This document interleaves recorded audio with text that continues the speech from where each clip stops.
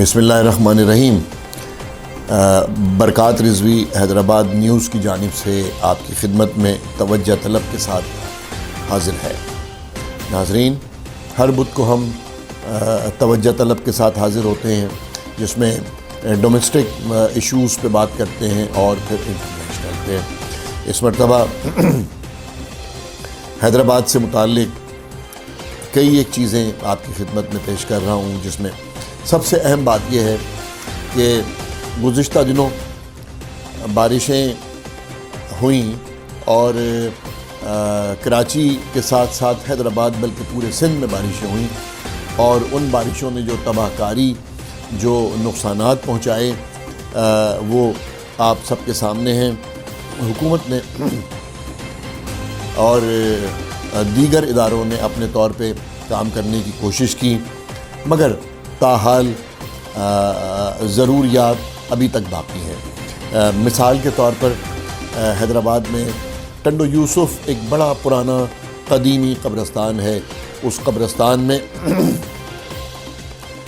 جو ہے وہ ایک بڑا پورشن جو ہے وہ مسلمز کے لیے ہے، اور اسی کے ساتھ ایک پورشن جو ہے وہ منورٹی کے لیے ہے۔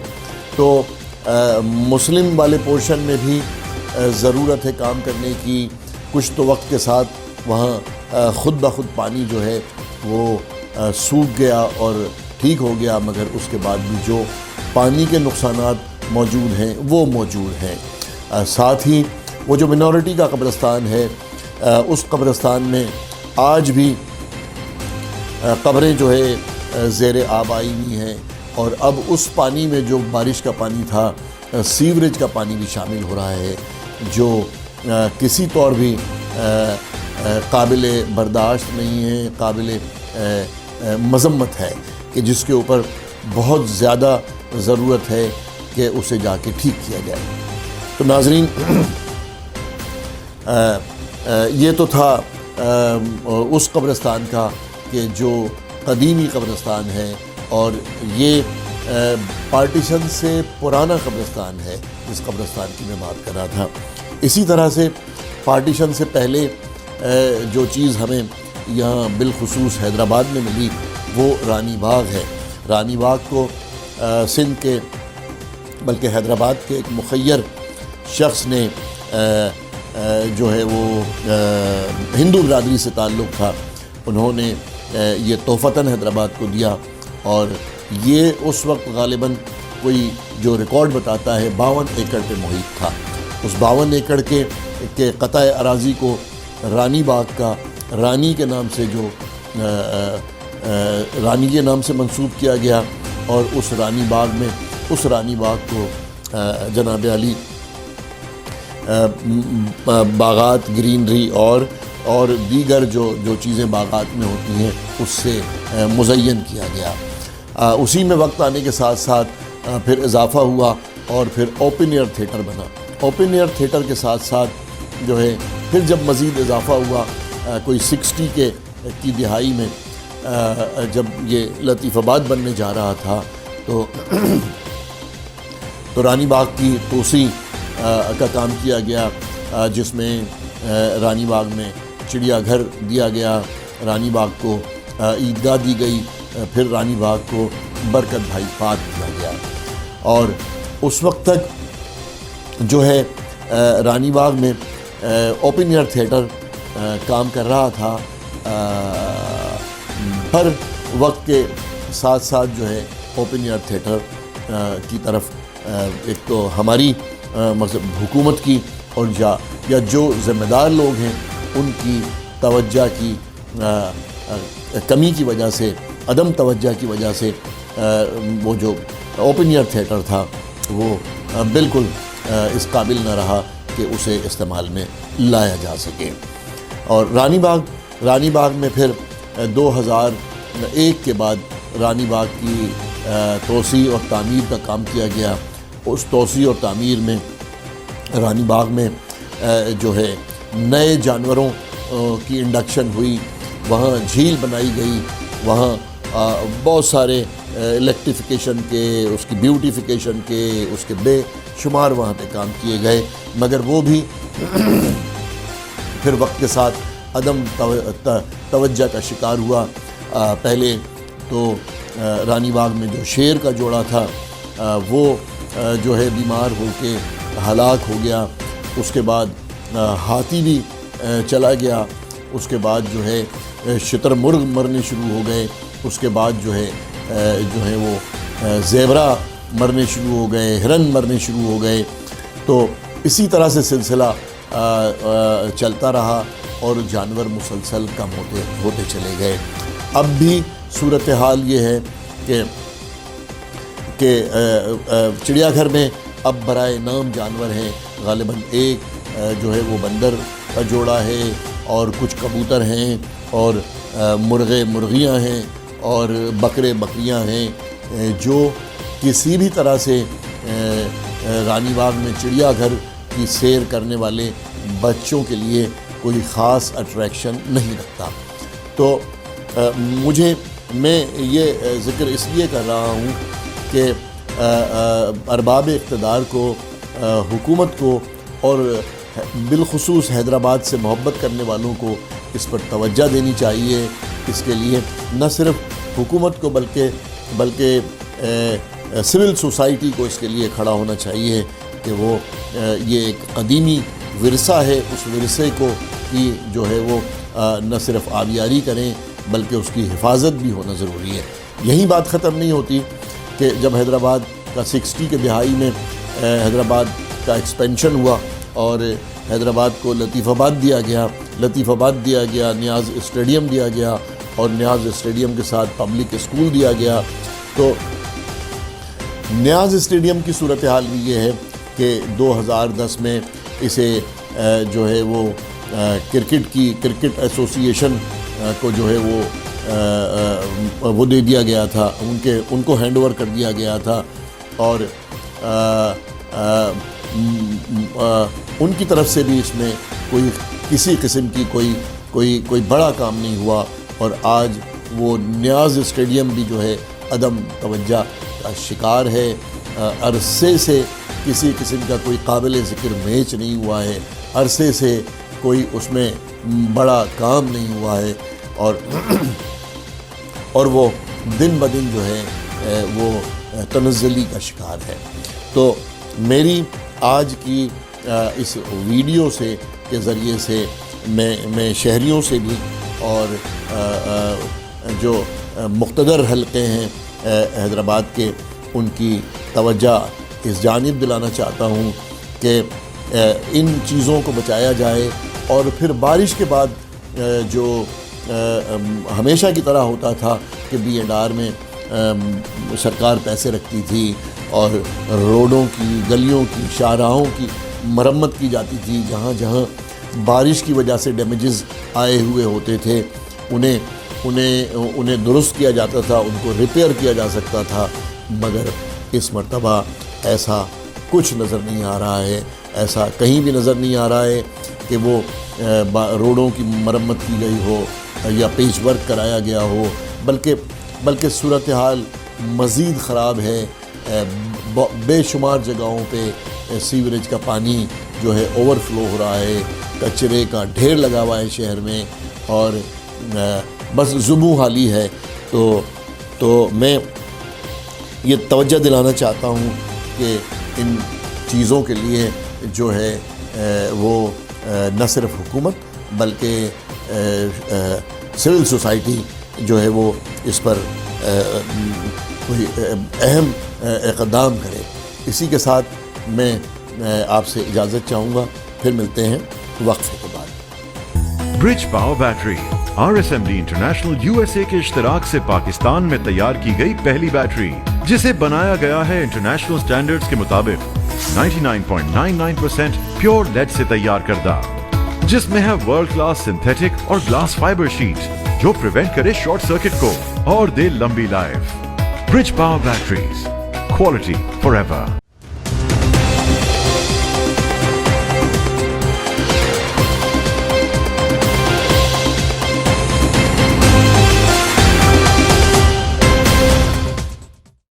ویلکم بیک ناظرین. ہمارے اس چینل کو یوٹیوب پہ سبسکرائب کیجیے گا اور فیس بک پہ لائک کیجیے گا. ساتھ ہی ساتھ آپ کی کہ جو تجاویز ہیں اس کو ہم ویلکم کریں گے. نہ صرف ویلکم کریں گے بلکہ اس سے اپنے اس چینل کے بلکہ اس پروگرام کو ٹھیک کرنے میں آپ کی جو تجاویز ہوں گی وہ قابل ستائش ہوں گی. تو میں عرض کرتا چلوں کہ گزشتہ کئی دنوں سے پاکستان، چائنا اور انڈیا، پاکستان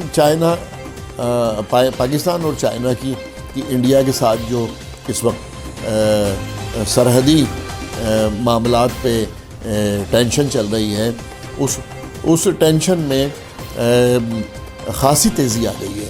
اور اس تیزی کی وجہ یہ ہے کہ گزشتہ دنوں انڈیا نے یہ اعلان کیا کہ ہم اعلان جنگ کرنے جا رہے ہیں. اور نہ صرف ہم نے پاکستان کو بلکہ چائنا کو بھی اپنے نشانے پہ، میزائلوں کے نشانے پہ لیا ہوا ہے. یہ سب جو سوشل میڈیا کے ذریعے پتہ لگ رہا ہے اور الیکٹرانک میڈیا کے ذریعے پتہ لگ رہا ہے کہ یہ سب جو ہے وہ امریکہ کے کہنے پہ کیا جا رہا ہے. گزشتہ دنوں امریکہ کی جانب سے انڈیا پہ یہ دباؤ تھا کہ وہ چائنا پہ حملہ کرے. اچھا، انڈیا کی کوشش یہ ہے کہ وہ ڈائریکٹ چائنا پہ حملہ نہ کرے بلکہ پاکستان کی طرف جو ہے اس نے پریشر بڑھا دیا ہے. اور پچھلے 4 دنوں سے جو ہے لائن آف کنٹرول اور ایکچول لائن آف کنٹرول دونوں پہ جو ہے وہ LOC اور LAC دونوں پہ جو ہے شدید دباؤ ہے. انڈیا کی جانب سے جو جارحانہ اقدام کیا جا سکتا ہے وہ کیا جا رہا ہے.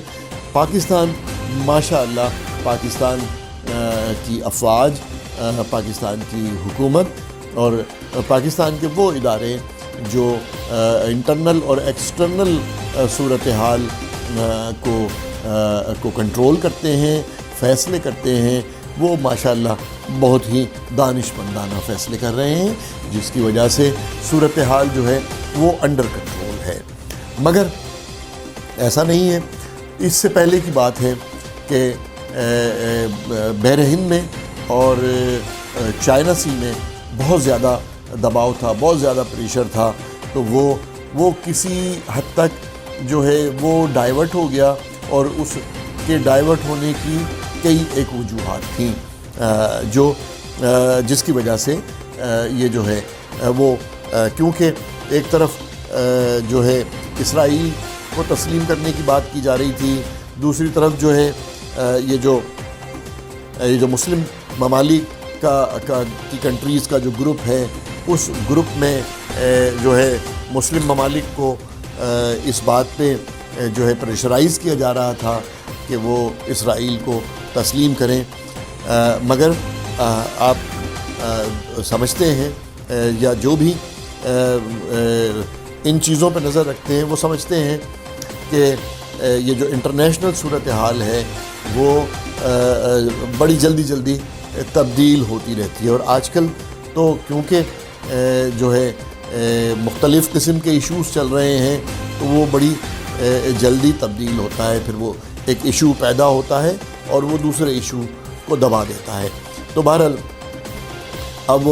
اب نئی صورتحال یہ ہے کہ پاکستان جو تھا وہ انٹرنیشنل لیول پہ جو ہے گرے لسٹ میں تھا، اور اس کے گرے لسٹ میں آنے کی جو وجہ تھی وہ یہ تھی کہ ہمارے ہی ایک مسلم ملک نے، ہمارے ہی ایک بھائی نے، ہمارے ہی ایک دوست نے ہمارے ساتھ جو ہے وہ زیادتی کی تھی، اور ہمیں جو ہے یونائٹڈ نیشن کے میں جو ہے ہمارے خلاف ووٹ استعمال کیا تھا، اور وہ اس ووٹ کے استعمال کرنے کی وجہ سے ہم گرے لسٹ میں آئے. مگر الحمدللہ اس وقت جو ہے پاکستان کی فارن پالیسی قابل ستائش ہے کہ انشاءاللہ اب جب اس کے لیے تیاریاں کی جا رہی ہیں. میرا مقصد ہے گرے لسٹ میں آنے کے بعد پاکستان پہ بہت سارے قسم کے جو ہے وہ پابندیاں لگ گئی تھیں. پاکستان کو بہت ساری چیزوں کو درست کرنے کے لیے کہا گیا تھا, جن میں منی لانڈرنگ تھی, جن میں بینکنگ کے سسٹم کو تھا, جن میں یہ جو پیسوں کا کہ ٹیکسز کے سسٹم کو تھا.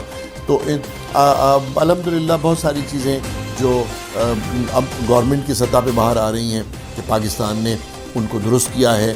اور اب جب بھی یہ جیسے ہی اس سلسلے میں جو ہے اجلاس ہوگا, اور مجھے یقین ہے کہ اب کیونکہ پاکستان کا جو جس گروپ میں شامل ہے اس میں چائنا بھی ہے, ایران بھی ہے, رشیا بھی ہے, اور بہت سارے ممالک ہیں, اور ان میں یہ 2-3 ممالک ایسے ہیں کہ جو وہاں ووٹ کاسٹ کرنے والی پوزیشن میں ہیں. تو انشاءاللہ اب جب بھی یہ اجلاس ہوگا تو پاکستان اس گرے لسٹ سے باہر آ جائے گا.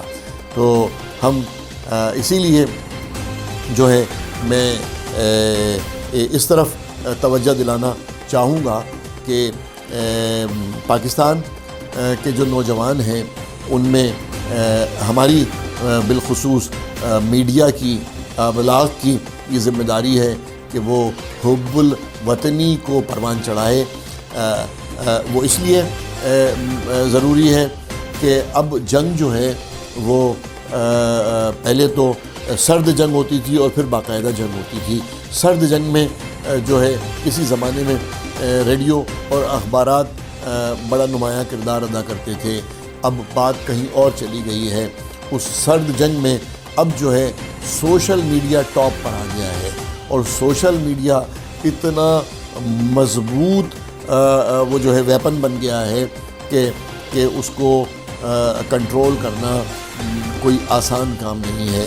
ایک شخص اگر کوئی پوسٹ وائرل کرتا ہے تو وہ 1 سیکنڈ میں وہ اپنی اس کی نیوز ویلیو کی حیثیت سے 1 سیکنڈ میں پوری دنیا میں جو ہے وہ پھیل جاتی ہے اور لوگوں تک وہ بات پہنچ جاتی ہے. تو اس میں اب جو سوشل میڈیا جو ہے اس سوشل میڈیا کے استعمال میں میں یہ اپیل کروں گا کہ بالخصوص اپنے نوجوانوں سے, اپنے نوجوان بھائیوں سے, کہ وہ سوشل میڈیا کے استعمال میں اس بات کو مد نظر رکھیں کہ پاکستان ہے تو ہم ہیں, اور پاکستان نہیں تو پھر ہماری پہچان نہیں ہوگی, ہم کہیں کے نہیں رہیں گے. لہٰذا آپ جیسے بھی حالات ہوں, ملک میں جس قسم کی بھی صورتحال ہو, ہمیں کم از کم اپنے حب الوطنی کے دامن کو نہیں چھوڑنا ہے. انہی الفاظوں سے اجازت چاہوں گا, اور انشاءاللہ پھر ملاقات ہوگی آئندہ بدھ کو. برج power battery RSMD international USA کے اشتراک سے پاکستان میں تیار کی گئی پہلی بیٹری, جسے بنایا گیا ہے انٹرنیشنل سٹینڈرڈز کے مطابق 99.99% پیور لیڈ سے تیار کردہ, جس میں ہے ورلڈ کلاس سنتھیٹک اور گلاس فائبر شیٹ جو پریونٹ کرے شارٹ سرکٹ کو اور دے لمبی life. Bridge power batteries, quality for ever.